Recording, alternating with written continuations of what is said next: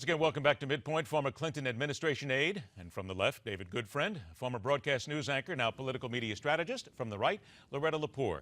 David, I'm going to begin with you this time. We've talked about this all day long, and I'm going to ask the two of you this. The poll is out. The new USA Today Pew survey is out. Most people don't trust the politicians. They don't think they're going to give them anything what they told them. They don't think they're going to deliver here. We don't trust the people in Washington. How then is America and Americans supposed to get behind, whether it's left or right or whatever, and say, we sent you there, we trust you? It's not there. So then how from the left, or from either one you want to take, are the politicians in Washington now going to convince people that they have their best interests in mind and they're not a bunch of frauds and liars?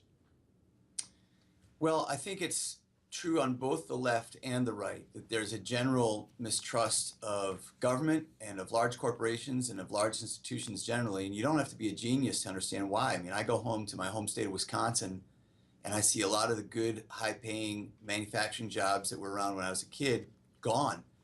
In Paul Ryan's district, a Republican from Janesville, the 100-year-old GM plant, which had been there forever, is now closed.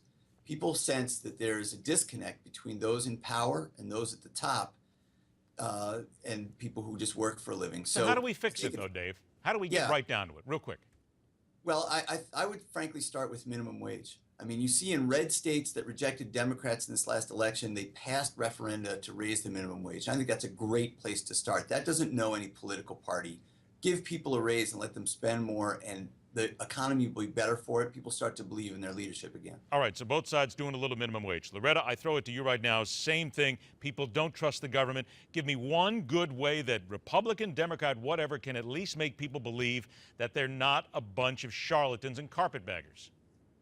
Well, I mean, I think they have to get both the extreme elements of their party, in both parties, to come to the middle a little bit and understand that you can't draw lines in the sand.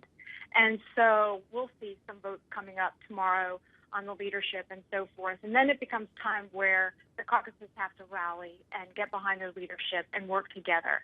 But is that really reasonable, Loretta, though? Because we've been talking about this for a while, and it usually comes down to saying the Tea Party needs to come a little bit more to the center. Tea Party says, wait a minute, that's not what we were elected to do, to come to the center. We were elected to go to the extreme and get things done. Right, but this country was founded on the principle of building consensus. That's always how democracy has worked in this country, and it's on finding common ground. David used the word compromise, and I think that is a word that really makes the hair on the neck of conservatives stand, because they don't want to think that they're compromising their values or their ideology. And so it's really more about reaching consensus.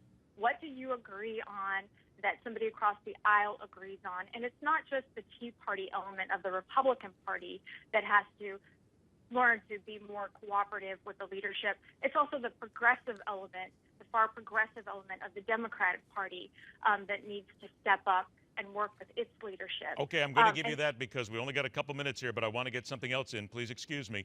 But you're right. The far right, the far left, got it.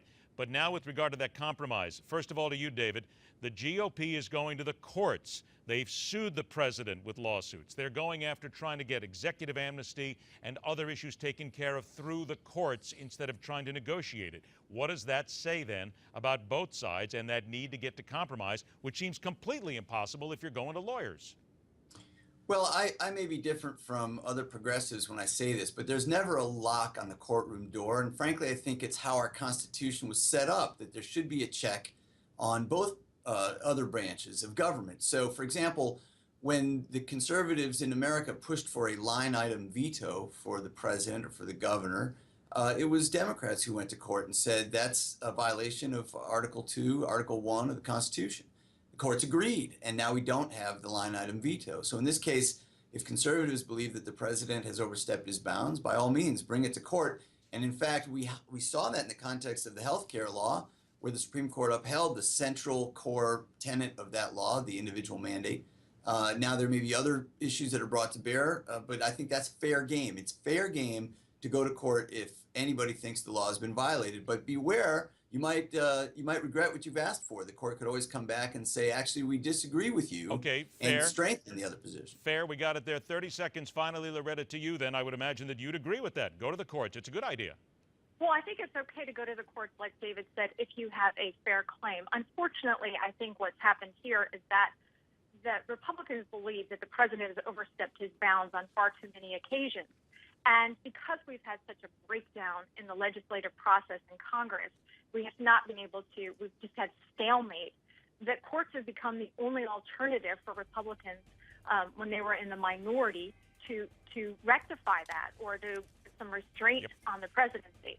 So now with a Republican Congress in both chambers, hopefully the dynamics will change. Hopefully those dynamics will change. Unfortunately, I am all out of time right now. Loretta Lepore, David Goodfriend, thanks so much for joining us. We will do it again. Midpoint continues.